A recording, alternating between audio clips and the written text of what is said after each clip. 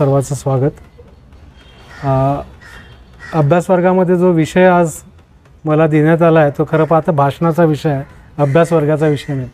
म्हणजे आपण संविधान सभेमधल्या एकंदरीतच प्रत्येक संविधान सभेच्या सदस्यांचं जर योगदान आपण त्याच्यामध्ये बघितलं तर ते फार मोठं आहे। ज्या डिबेट्स किंवा ज्या चर्चा झाल्यात त्या खूप महत्त्वाच्या आहेत। म्हणजे प्रॉडक्ट काय अंतिम क्षणी बाहेर पडला हा तर महत्त्वाचा आहेच, पण त्या प्रॉडक्टच्या सोबत जी प्रोसेस झाली ती प्रोसेससुद्धा अत्यंत महत्त्वाची आहे। म्हणजे जज साहेब आपल्या समवेत बसले आहेत, त्याच्यामुळे एखादा कायदा देशामध्ये लागू करायचा असेल तर मग तिथल्या लोकांचं म्हणणं काय आहे, तिथल्या प्रतिनिधींचं म्हणणं काय आहे, तो कायदा पारित करण्याच्या अनुषंगाने जी प्रक्रिया आहे ती प्रक्रिया काय आहे, ही एकंदरीतच सगळी प्रोसेस प्रक्रिया महत्त्वाची असते।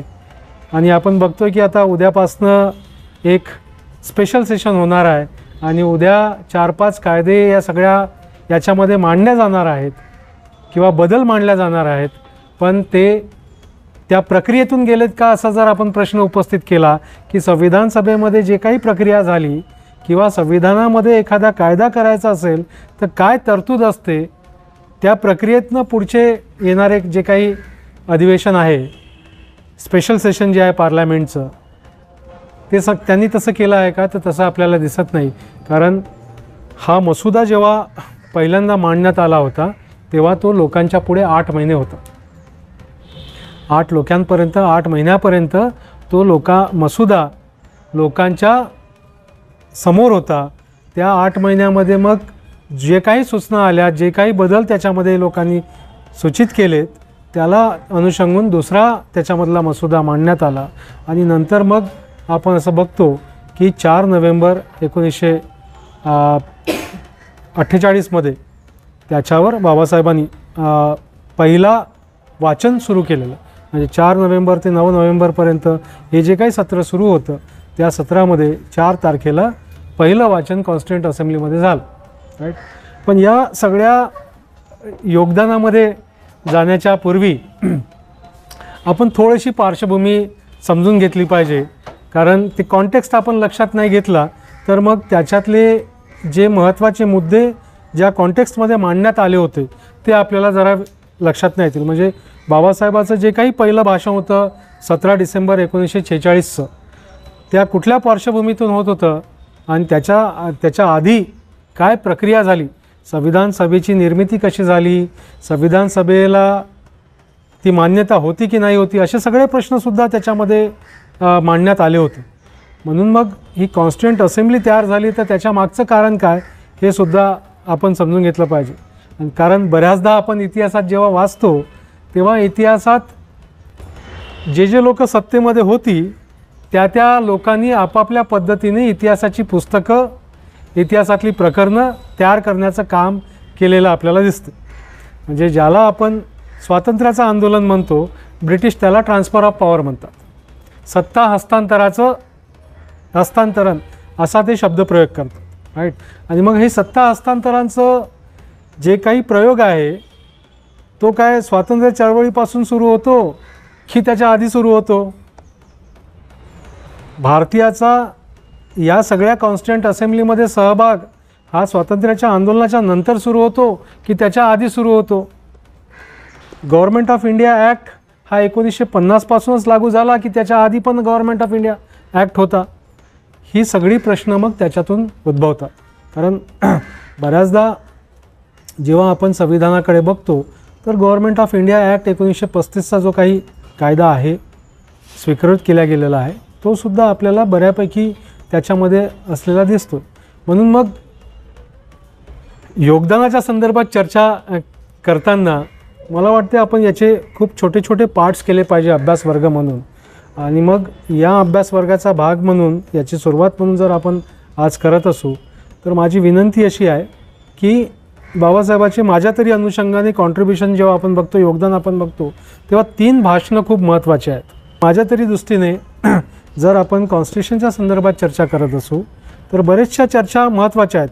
फंडामेंटल राईट्सवरच्या चर्चा महत्त्वाच्या आहेत, डिरेक्टिव्ह प्रिन्सिपल्सवरच्या चर्चा महत्त्वाच्या आहेत, इवन आत्ता जे काही आपल्याला दिसते भारत दॅट इज इंडिया है ना, आर्टिकल 1च्या अनुषंगाने आर्टिकल 12 स्टेट आपण कशाला म्हणतो, कारण हा देश एकसंघ राहावा म्हणून आपल्याकडे काही योजना बाबासाहेबांनी ते तिसऱ्या भाषणामध्ये मांडल्यात की इथे UPSC सारखा, याला आपण युनियन पब्लिक सर्व्हिस कमिशन असं म्हणतो, का आपण सरकारी अधिकारी निवडताना त्या प्रक्रियेतून निवडले पाहिजेत की हा देश एकसंघ राहावा.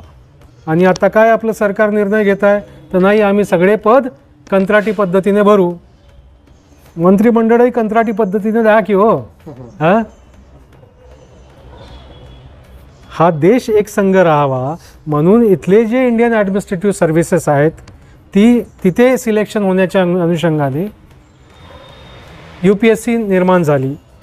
या स्टेटमध्ये भौगोलिक किंवा जे काही रिप्रेझेंटेशन आहे वेगवेगळ्या जाती समूहाचं, वेगवेगळ्या भाषा स्वीकारण्याचं, ते रिप्रेझेंटेशन व्हावं, ते प्रतिनिधित्व व्हावं म्हणून MPSC जर निर्माण होत असेल आणि हे सांगतात दादा पादा की नाही आम्ही कंत्राटी पद्धतीने करू, अक्कल आहे का त्याला, अक्कल आहे का, असा प्रश्न आपण निर्माण केला पाहिजे. आणि हे सगळे प्रश्न जर आपल्याला उपस्थित करायचे असतील तर आपण नक्कीच या अभ्यास वर्गाच्या माध्यमातून जे महत्त्वाचे मुद्दे संविधानाच्या अंतर्गत आपल्याला दिसतात त्याची चर्चा केली पाहिजे, त्याच्यावर उपप्रश्न निर्माण केले पाहिजेत. आणि या उपप्रश्नातून जे लोक सत्तेमध्ये आहेत त्यांना प्रश्न उपस्थित केले पाहिजे. कारण लोहिया असं म्हणतात, सडके वीरान हो जाती है तो संसद आवारा हो जाती है. आणि आवारा झालेली संसद आपल्याला दिसते आता, राईट. कुठल्याच गोष्टीचं तारतम्य नाही आहे. त्या ड्यू प्रोसेस ऑफ लॉ ज्याला आपण म्हणतो ती ड्यू प्रोसेस ऑफ लॉसुद्धा पाळली जात नाही असं चित्र आपल्याला दिसतं. एक उदाहरण मी तुम्हाला स्पेशल सेशनचं सांगितलं की पार्लमेंटचं सेशन उद्यापासून सुरू होत आहे, उद्या परवापासून सुरू होत आहे. आणि मग ते कशासाठी आहे, कुठले विषय आहेत, जर एखाद्या कायद्यामध्ये बदल करायचा आहे तर त्या पार्लमेंटरी कमिटीकडे तुम्ही तो बदल सूचित केला आहे का, ते लोकांपुढे गेला आहे का, राईट. कारण हा मसुदासुद्धा मांडताना तो 8 महिन्याच्या आधी लोकांसमोर होता.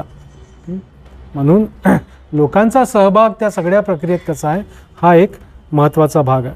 म्हणून पहिला एक आपण अभ्यास घेताना एक 17 डिसेंबर 1946 हे जे बाबासाहेबाचं भाषण आहे ते तुम्ही अभ्यास करून यावं आणि मग त्याच्यावर आपल्याला आणखी चर्चा करता येईल. दुसरं जे एक भाषण आहे ते 4 नोव्हेंबर 1948चं की मसुदा जो बाबासाहेबांनी मांडला मग त्याचं पहिलं वाचन झालं, दुसरं वाचन झालं आणि तिसरं वाचन होऊन स्वीकृती झालेली आपल्याला दिसते 25 नोव्हेंबर 1949मध्ये, राईट. तर ते दुसरं भाषण जे आहे 4 नोव्हेंबर 1948चं ते तुम्ही थोडंसं लांब भाषण आहे त्याच्यामुळे कदाचित 1-1.5 तासाच्या याच्यामध्ये आपल्यावर त्याच्यावर चर्चा करता येणार नाही. पहिलं भाषण थोडंसं छोटं भाषण आहे कारण पहिलं भाषण अनपेक्षितपणे बाबासाहेबाला मांडण्यासाठी सांगितलं गेलं होतं. बाबासाहेब त्या भाषणामध्ये स्वतः असं म्हणतात की कदाचित मी बोलण्याच्या पूर्वी 20-25 सदस्यांना संधी दिली गेली असती आणि नंतर मला ते बोलायची संधी दिली असती, पण ती मला आता अनपेक्षितपणे संधी दिल्या गेली आहे आणि म्हणून मी काही महत्त्वाच्या मुद्द्यांवर ते मी इथे मांडतो आणि ते प्रश्न अति महत्त्वाचे आहेत आणि दॅट शुड बी आन्सर्ड कॅटेगोरिकली असं बाबासाहेब म्हणतात की जवाहरलाल नेहरूंनी जे रिझॉल्युशन मांडलं होतं या संविधानाच्या ऑब्जेक्टिव्ज आणि रिझॉल्युशनच्या संदर्भात उद्दिष्ट काय असणार आहेत या संविधानाची, त्या उद्दिष्टांवर चर्चा होण्याच्या अनुषंगाने ते भाषण होतं. आणि डॉक्टर जयकरांनी त्या भाषणावर काही आक्षेप नोंदवले गेले होते. मग बाबासाहेबांनी विस्तृतपणे त्या पहिल्या भाषणामध्ये त्याची चर्चा केली की हे जे रिझॉल्युशन आहे नेहरू मांडतात आहे पण नेहरू स्वतःला समाजवादी म्हणवतात आणि आर्थिक न्यायाच्या संदर्भामध्ये हे रिझॉल्युशन कुठलाही एक शब्द बोलत नाही असं त्या या भाषणामध्ये आक्षेप नोंदवतात. आणि तिसरं जे भाषण आहे शेवटचं भाषण बाबासाहेबांनी संविधान सभेमध्ये केलं ते म्हणजे 25 नोव्हेंबर 1949. तर माझी विनंती आहे तुम्हा सगळ्यांना की कुठलाही आपण आठवड्यातनं 15 दिवसातनं एक दिवस ठरवू आणि ते त्या अभ्यास वर्ग सुरू करण्याच्या पूर्वी एक दोनदा जर आपल्याला त्याची वाचन करता आलं, आणि हे अवेलेबल आहे सगळं, हे जे कॉन्स्टंट असेंब्ली डिबेट्स आहेत ते अवेलेबल आहेत. तुम्हाला मराठीत पाहिजे असेल तर आता त्याचं भाषांतर पण झालं आहे बऱ्याचपैकी. आणि समता प्रकाशन म्हणून जे नागपूरवरून प्रकाशन चालतं प्रदीप गायकवाडांच्या माध्यमातून, त्यांनीसुद्धा ही संविधान सभेतील चर्चा आणि भाषणे असं एक छोटेखानी पुस्तकसुद्धा प्रकाशित केलं आहे. तर उपलब्ध आहे, मराठी भाषेत आहे, तेलुगूमध्ये सुद्धा आहे. तेव्हा भाषेची कुठलीही अडचण नाही आपल्याला. आणि एखाद्या गोष्टी आपण जर नसत्या समजेत तर मग कवितासारखे पण लोक आपल्यासोबत या अभ्यास वर्गामध्ये सहभागी आहेत, है ना. सुदर्शन संविधानाच्या अवेअरनेसच्या संदर्भामध्ये बरेच कार्यक्रम राबवतात, तर तीसुद्धा आपल्याला पुढे घेऊन जाता येईल. तर या योगदानाच्या संदर्भात चर्चा करण्याच्या पूर्वी जसं मी म्हणालो की कॉन्टेक्स्ट आपण थोडासा समजून घेतला पाहिजे, राईट. की 1919मध्ये ब्रिटिश भारतांनी एक ऑगस्ट डिक्लेरेशन केलं, आणि त्या डिक्लेरेशननंतर भारतीयांना भारताच्या प्रक्रियेमध्ये, राज्यकारभाराच्या प्रक्रियेमध्ये सहभागी होण्याचा अधिकार मिळाला, राईट. म्हणजे आधी 1919च्या पूर्वी भारतीय माणूस राज्यकारभारामध्ये सहभागी नव्हता.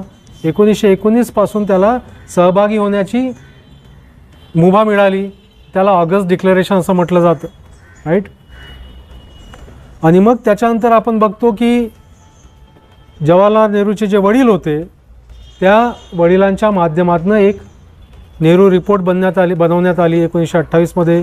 ती नेहरू रिपोर्टसुद्धा प्रकाशित करण्यात आली काँग्रेसच्या वतीनं. पण या सगळ्या प्रक्रियेमध्ये आणि मग त्या डिक्लेरेशननंतर प्रत्येक 10 वर्षांनी कारभार कसा सुरू आहे हे बघण्याकरता एक कमिशन ब्रिटिश सरकार भारतामध्ये पाठवत होतं.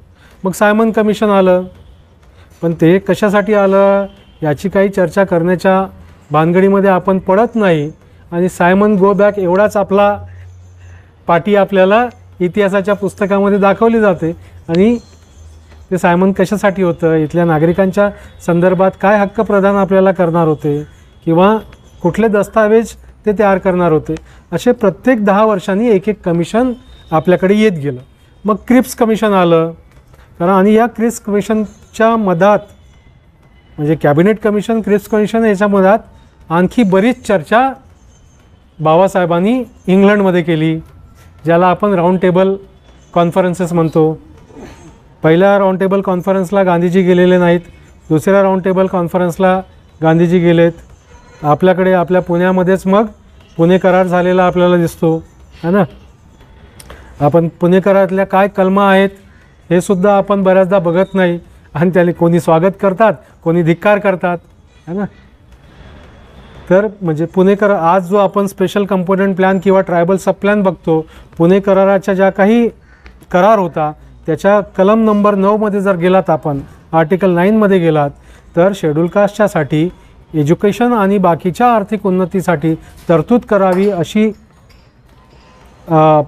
तरतूद आपल्याला त्या कलम नंबर 9मध्ये दिसते. म्हणजे आज ज्याला आपण स्पेशल कंपोनंट किंवा ट्रायबल सब प्लॅन म्हणतो, जे 1980 पासून लागू झालं देशामध्ये, त्याची तरतूद आपल्याला तिथे दिसते. तिथेच नाही तर पुढे 1942च्या कॉन्फरन्समध्ये, शेड्यूल कास्ट कॉन्फरन्सच्या संविधानाच्या ठरावामध्ये, कॉन्फरन्सच्या ठरावामध्ये सुद्धा आपल्याला ते दिसते.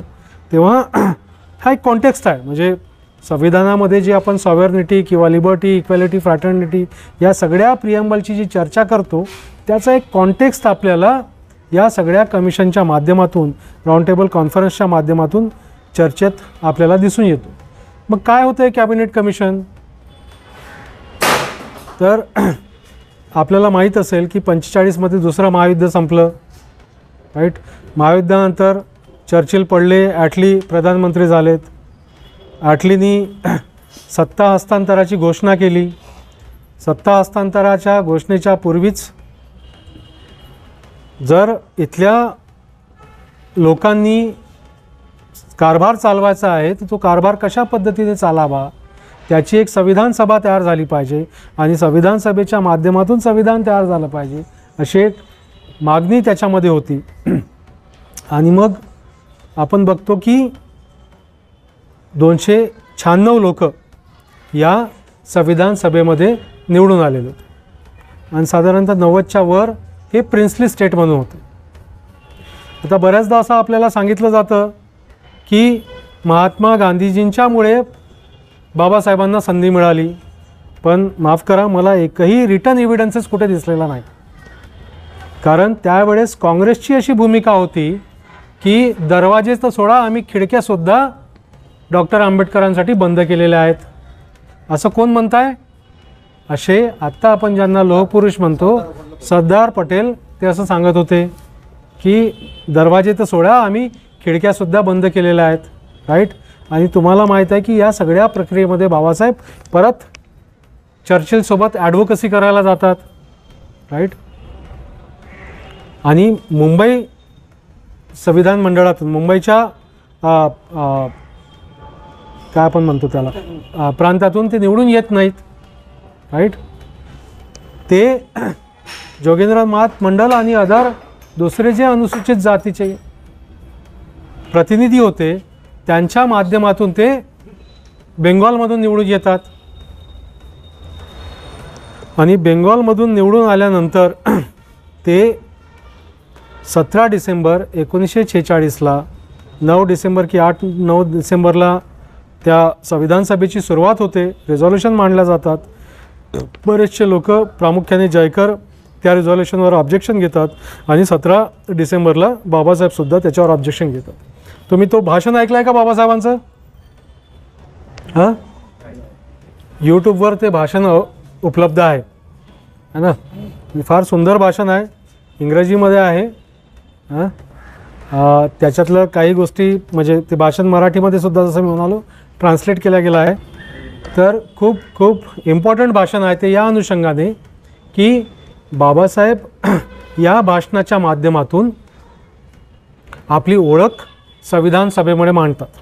म्हणजे त्यांची जी ओळख आहे ती तर आहेच, पण या 296मध्ये साधारणतः बरेचसे जे मुस्लिम लीगचे सदस्य होते ते उपस्थित नव्हते. राईट. कारण डॉमिनियन स्टेटस जे काही भारताला देण्याच्या तयारीमध्ये ब्रिटिश सरकार होतं, ते डॉमिनियन स्टेटस काँग्रेसला मान्य नव्हतं. आणि मुस्लिम लीगची अशी भूमिका होती की फाळणी व्हावी आणि 2 स्टेट निर्माण करावे, एक हिंदू इंडिया आणि दुसरं एक मुस्लिम कंट्री. राईट. त्याच्यामुळे मुस्लिम लीगचे जे काही 90च्या वर किंवा 70च्या वर जे काही सदस्य होते ते या प्रक्रियेमध्ये सहभागी नव्हते. राईट. आणि म्हणून त्या अनुषंगाने बाबासाहेबांनी जी त्याच्यामध्ये मांडणी केली ती फार महत्त्वाची आहे. ते स्वतः असं बाबासाहेब म्हणत आहेत की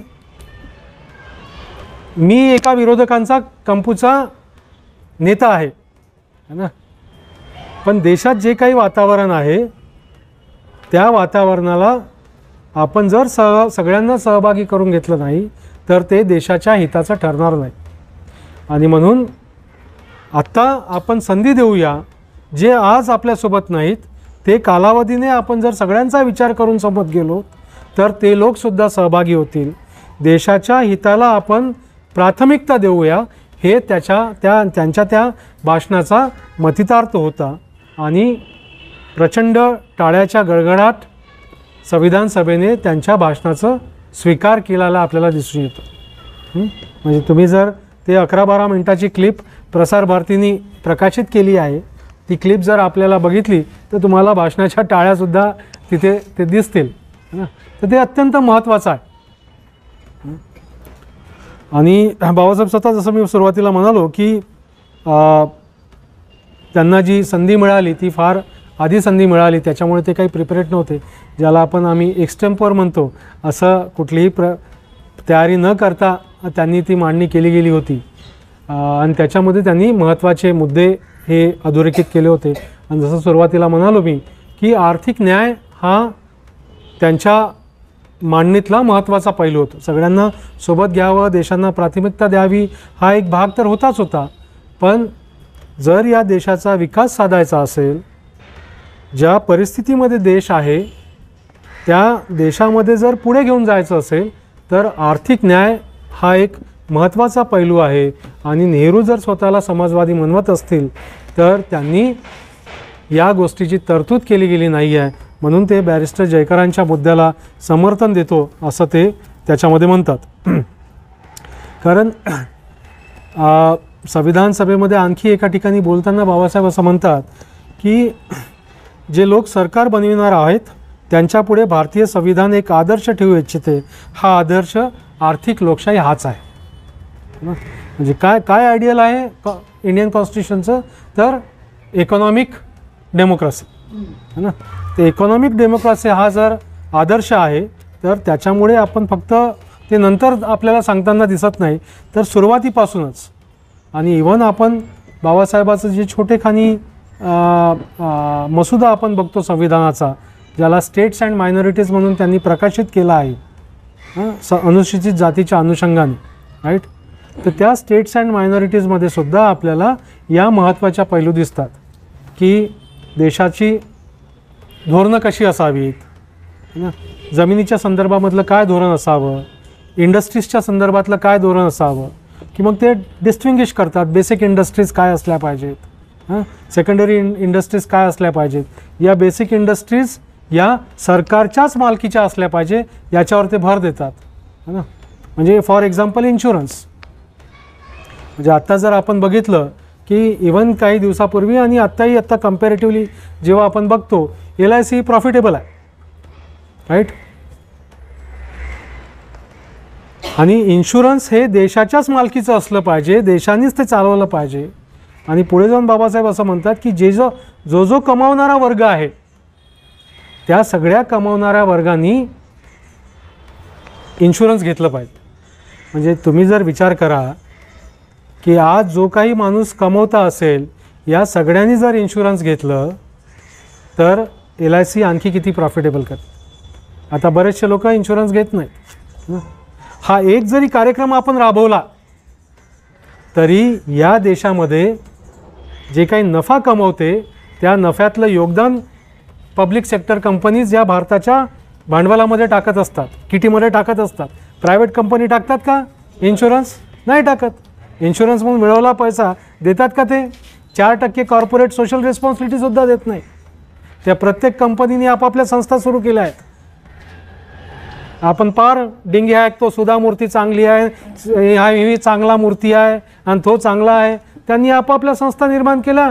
कंपनीतला जो काही फायदा येतो तो आपल्या फाउंडेशनमध्ये टाकतात, इन्फोसिस फाउंडेशनमध्ये टाकतात. आणि आपण पार गोंजारतो, सुधा मूर्ती किती चांगल्या आहेत, किती साध्या राहतात. द्या की मग देशाच्या किटीमध्ये टाका पैसा. तुमचा जर 4% जर कॉर्पोरेट सोशल रिस्पॉन्सिबिलिटी आहे तर. आणि बरं हो, तुम्ही बरोबर त्या मनोहर कुलकर्णीच्या पाया पडायला जाता. तर हे आपण जरा समजून घेतलं पाहिजे. म्हणून हे जेव्हा आपण कॉन्स्टिट्युशनल मोरॅलिटी म्हणतो तेव्हा ती कॉन्स्टिट्युशनल मोरॅलिटी फक्त देशाच्या जो राजकारभार करणारे लोक आहेत, पॉलिटिशियन्स आहेत किंवा सरकारी बाबू आहेत त्यांच्यापुरती मर्यादित नाही, तर ती मोरॅलिटी आपल्यासाठी सुद्धा आहे ना. आपण कुणाला मतदान करतो ती नीतिमत्ता आपण सुद्धा बाळगली पाहिजे. कारण बाबासाहेब असं आपल्याला सांगतात की हे मतदान तुम्ही तिखट मिरचीसारखं, मीठ मिरचीसारखं विकू नये ना. तर ती नीतिमत्ता आपण सुद्धा बाळगली पाहिजे. आणि या कॉन्स्टिट्यूशन मोरॅलिटीच्या संदर्भात बऱ्याचदा आपण भाष्य बाबासाहेब करताना आपल्याला दिसून येतात. आणि म्हणून मग जेव्हा इन्शुरन्सचा बाबासाहेब त्याच्यामध्ये मांडणी करतात की हे पब्लिक सेक्टरच असलं पाहिजे, कारण त्याच्यातनं मोठा फायदा. तुम्ही आत्ता जे काही शेतकऱ्यांच्या संदर्भातले इन्शुरन्स कार्यक्रम जर आपण बघितले तर शेतकऱ्यांना कमी, पॉलिटिशियन्सला जास्त आणि त्या इन्शुरन्स कंपनीला जास्त फायदा होताना दिसतो, राईट. तेव्हा काय बेसिक इंडस्ट्रीज असाव्यात त्या, असं असतानाही सुद्धा बाबासाहेब असं अट्टास नाही धरत की प्रायव्हेटला इथे बिलकुल स्थान नाही. ते म्हणतात की आपण मिक्स्ड इकॉनॉमी स्वीकारली आहे किंवा ते मिक्स्ड इकॉनॉमीजचे पुरस्कर्ते आपल्याला दिसतात. प्रायव्हेटला सुद्धा स्कोप आहे, पण देशाने या संसाधनाची जे देशातले जे काही संसाधने आहेत त्याच्यावरची आपली मालकी जरा सोडू नये.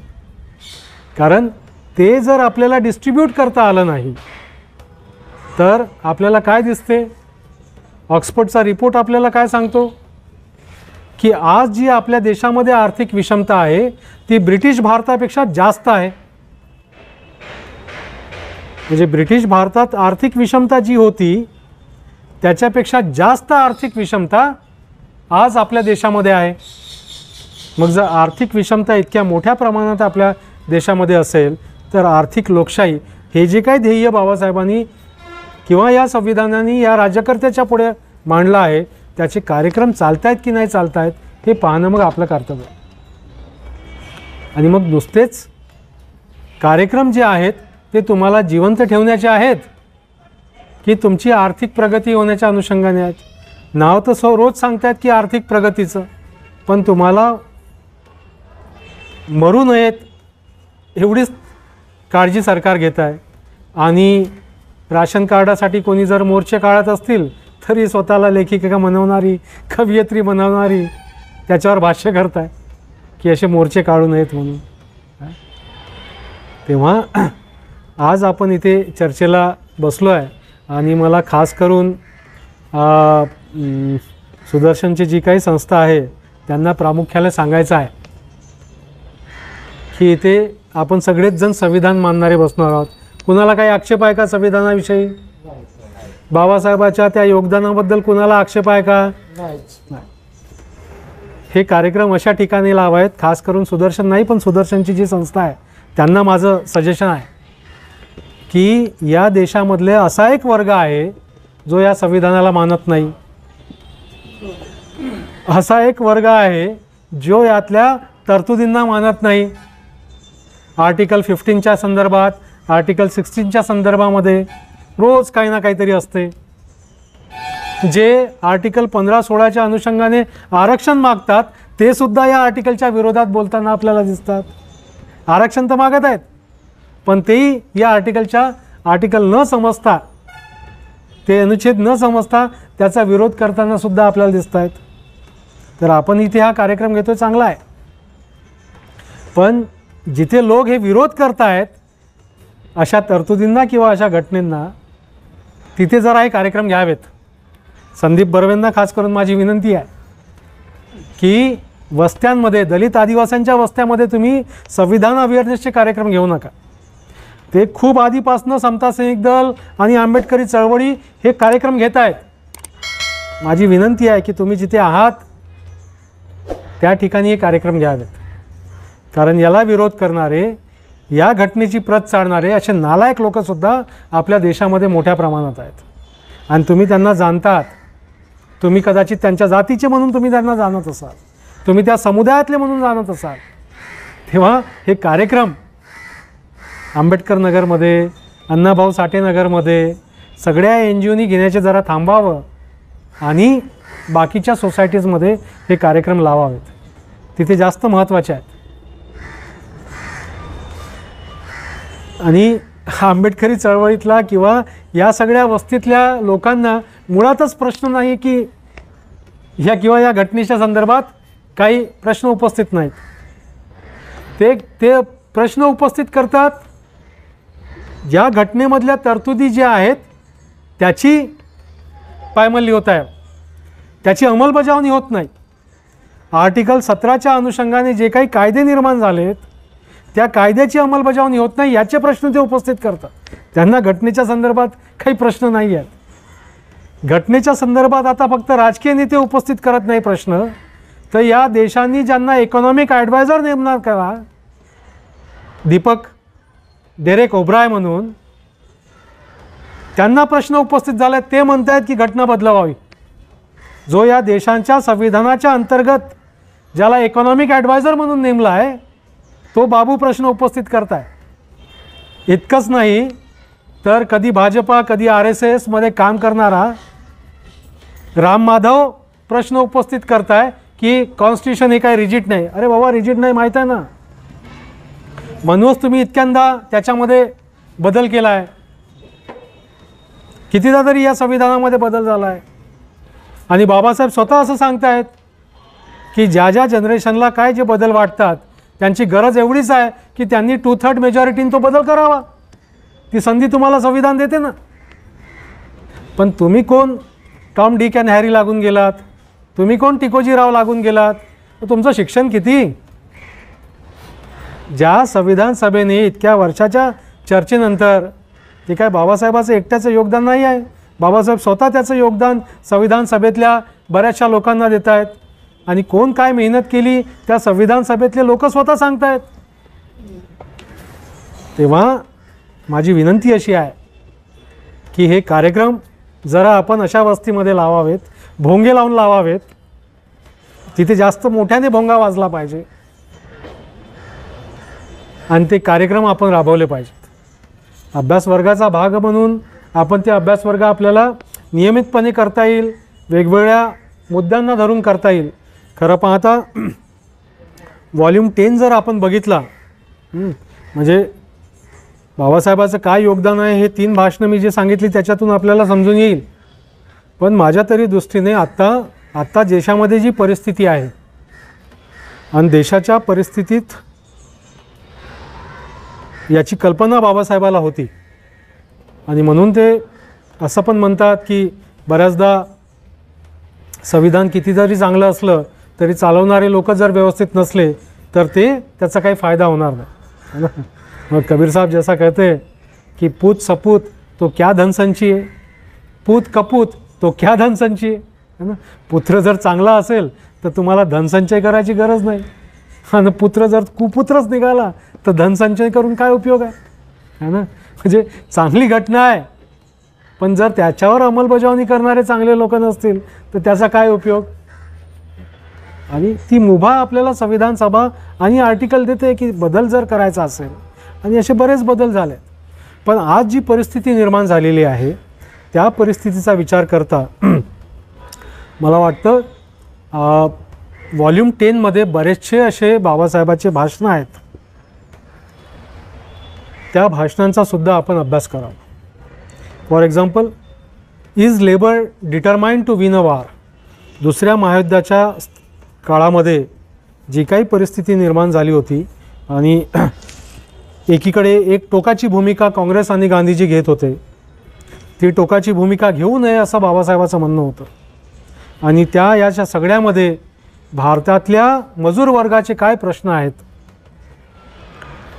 ते, आणि देशाचं भवितव्य, देशाचं भविष्य या अनुषंगाने, नुसतंच देशाचं नाही तर या देशामध्ये, या जगामध्ये लोकशाही टिकण्याच्या अनुषंगाने काय महत्त्वाच्या घडामोडी असल्या पाहिजेत, किंवा ज्या पद्धतीने दुसरा महायुद्ध लादण्यात आला आहे ते परत होऊ नये त्या अनुषंगाने मजूर वर्गाने काय काळजी घेतली पाहिजेत, हे एक भाषण बाबासाहेबाचं दिल्लीमध्ये त्यांनी केलेलं ते भाषण आहे, is labour determined to win a war. ते आपण बघावं. दुसरं परत लेबर अँड पार्लमेंटरी डेमोक्रेसीला धरून दुसरं एक बाबासाहेबाचं भाषण आहे जे मला वाटते त्यांनी BBC ला दिलेलं आहे, राईट. तर हे पार्लमेंटरी डेमोक्रेसीच्या काय उणिवा आहेत हे बाबासाहेब आपल्याला दुसऱ्या भाषणामध्ये मसुदा मांडताना सांगतात की आपल्या देशामध्ये आपण संसदीय लोकशाही का निवडली, अध्यक्षीय लोकशाही का निवडली नाही, अशी सगळी उदाहरणं आपल्याला बाबासाहेब देतात. त्याच्यामध्ये आणखी ते प्रश्न उपस्थित करतात की कुठलाही कायद्याचा जर विद्यार्थी संविधानाचा अभ्यासक जर असेल तर संविधानाचा अभ्यास करणाऱ्या विद्यार्थ्यांच्या पुढे 2 प्रश्न महत्त्वाचे असतात. काय प्रश्न महत्त्वाचे की फॉर्म ऑफ कॉन्स्टिट्यूशन काय आहे, रूप काय आहे संविधानाचं, आणि फॉर्म ऑफ गव्हर्नमेंट काय आहे, स्वरूप काय आहे सरकारचं. हे 2 प्रश्न बाबासाहेब स्वतः उपस्थित करतात आणि मग त्याची उत्तरं देतात. आणि त्या उत्तरामध्ये मग बाबासाहेब सांगतात की संसदीय लोकशाही आपण का निवडली, अध्यक्षीय लोकशाही का निवडली नाहीत, आणि मग ते त्याच्या खोलामध्ये जाऊन ते आणखी मांडणी करतात. मी आत्ता काही याच्यामध्ये जात नाही, पण आज आपल्यासमोर जी परिस्थिती उपस्थित झालेली आहे, किंवा एकीकडे एक असा वर्ग आहे जो आता खुलेआमपणे इथला बाबूसुद्धा, म्हणजे ज्या संविधानाच्या गोपनीयतेची आणि याची सगळी साक्ष देऊन तो या सर्व्हिसेस जॉईन करतो, त्या खरं पाहता हे माणसं खरंच सर्व्हिसेसमधून आलेली नाही आहेत, हे निवडलेली माणसं आहे, वेचलेली माणसं आहेत. म्हणून बाबासाहेबांनी जसं मी म्हणालो की UPSC ठेवली की तामिळनाडूमधला माणूस जरी या सर्व्हिसेसमध्ये आला तरी त्यांनी प्रत्येक राज्याच्या विकासासाठी काम केलं पाहिजे, प्रत्येक राज्याच्या लोकांसाठी काम केलं पाहिजे. ही एकसंघ निर्मितीची भावना या लोकांमध्ये निर्माण व्हावी म्हणून त्या प्रक्रियेतून युनियन पब्लिक सर्व्हिस कमिशन तयार झालं. पण आता काय सांगता येते की नाही लॅटरल एंट्री करू. कोणासाठी? तर जे डेप्युटी सेक्रेटरीच्या किंवा जॉईंट सेक्रेटरीच्या रँकवर आहेत, जे खरं पाहता या देशातलं नीतिधोरण तयार करतात, असे लोक आम्ही निवडू. आणि हा इथला फडणवीस, इथला शिंदे, इथला पवार, ज्यांचं मन नेहमीच सत्तेतच रमतं, असे सगळे लोकसुद्धा कंत्राटी पद्धतीनं लोक निवडण्याचं काम करत आहेत. हे लोक एका परीक्षेतून यायला पाहिजेत, त्यांची ट्रेनिंग झाली पाहिजे. ट्रेनिंग होते की नाही? मसोरीला ट्रेनिंग होते ना वर्षभर यांची. पण अशी कुठलीही ट्रेनिंग न घेता एक न्यायव्यवस्था असली पाहिजे असंही बाबासाहेब सांगतात, आहे की नाही? एक न्यायव्यवस्था असली पाहिजे, UPSC असली पाहिजे. पण या सगळे नियम धाब्यावर बसवून जो कारभार आत्ता सुरू झाला आहे त्या कारभारावर आपण प्रश्नचिन्ह उपस्थित केला पाहिजे. राईट. शिक्षण आपण महात्मा फुल्यापासून बघतो, हंटर कमिशनपासून शिक्षणाचं महत्त्व फुले साहेब आपल्याला सांगतात. काय केलं आहे आपण काय शिक्षणावर काम करणारे काही लोक जे आहेत त्या राईट टू एज्युकेशनच्या कायद्याने पार त्यांचं मन भरून येतं आणि किती चांगला कायदा आहे. पण हा कायद्यात मुळात ज्याला मी नेहमी असं म्हणतो की डिझाईन डिस्क्रिमिनेटरी आहे, डिस्क्रिमिनेशन बाय डिझाईन आहे. अशा 2 खोल्या आहेत, त्यालासुद्धा कायदा शाळा म्हणतो. तुम्ही इथे समोर जाऊन बघा बरं, 9 BRDची शाळा बघा, किंवा इकडे एअरपोर्ट रोडवर जगा केंद्रीय शाळा कशा आहेत, किंवा इकडे थोडंसं पुढे जाऊन बघा येरवाड्याच्या त्या आपला कुठला चौक संगवाडीच्या थोडासा पुढे चौकात जाऊन बघा केंद्रीय शाळा किती मोठी आहे, किती प्लेग्राऊंड आहे. आणि त्या राईट टू एज्युकेशनच्या अंतर्गत असे 2 टिनाचे मारले आहेत पत्रे, त्याला आपण शाळा म्हणतो आहे. तिथे एकच शिक्षक आहे. तर आणखी असे काही कायदे झाले आहेत की हे कायदेच या संविधानाच्या चौकटीतल्या फंडामेंटल राईट्सची पायमल्ली करतात. तेव्हा याचा अभ्यास आपण जरूर करू. पण सोबत आज जी परिस्थिती निर्माण झाली आहे तर व्हॉल्यूम 10मधले सुद्धा बरेचसे असे बाबासाहेबांचे छोटे छोटे आर्टिकल्स आहेत, महत्त्वाचे आर्टिकल्स आहेत. खूप मोठा विषयसुद्धा घेण्याची आपल्याला गरज नाही. 2-2, 3-3 पानाचे भाषणं आहेत. ती भाषणं जरा आपण समजून घ्यावीत आणि खूप इम्पॉर्टंट आहेत. म्हणजे जसं थॉट्स ऑन लिंग्विस्टिक स्टेट्स आपण बहुसंख्य आणि अल्पसंख्य हा एक त्याच्यातला चॅप्टर आहे, खूप महत्त्वाचा चॅप्टर आहे की आजही बहुसंख्य कसं देशावर राज करतात आणि आज आपल्याला तसंच दिसतं. मग अल्पसंख्याक काय आहेत, हे का सत्तेमध्ये येऊ शकत नाही? तर कॅरेक्टरिस्टिक्स कशी आहे, आपल्या समाजाची कॅरेक्टरिस्टिक्स कशी आहे, आपल्या देशाची कॅरेक्टरिस्टिक्स कशी आहे, फीचर्स कसे आहेत, वैशिष्ट्य कसे आहेत आपल्या देशाच्या जातीव्यवस्थेचे. आणि ही जातीव्यवस्था मग मतदानामध्ये कसं मतदान करते, अल्पसंख्याक बहुसंख्याला मतदान करताना कसा प्राईड फील करतो, किंवा बहुसंख्यातला अल्पसंख्यातला माणूस जर एखादा निवडणुकीच्या प्रक्रियेमध्ये सहभागी होत असेल तर त्याला कसं ठेचल्या जाते, त्याला कसं मारलं जातं, है ना. असे छोटे छोटे टेक्स्ट आहेत. या सगळ्या छोट्या टेक्स्टचा आपण अभ्यास करूया. पण माझी विनंती एवढीच आहे की या अभ्यासवर्गामध्ये हे अभ्यासवर्ग करत असताना ते आधी प्रिंटआउट्स आपण घ्यावेत, त्याचं वाचन करावं, आपली टिपण वही ठेवावी आणि त्याच्यातून आपण जरा थोडंसं पुढे येऊ. या विषयाच्या अनुषंगाने मला मांडणी बरेच करता येईल, पण त्याच्या आणखी खोलात न जाता मी इथे थांबतो आणि काही प्रश्न असतील तर आपण प्रश्न घेऊ. थँक्यू.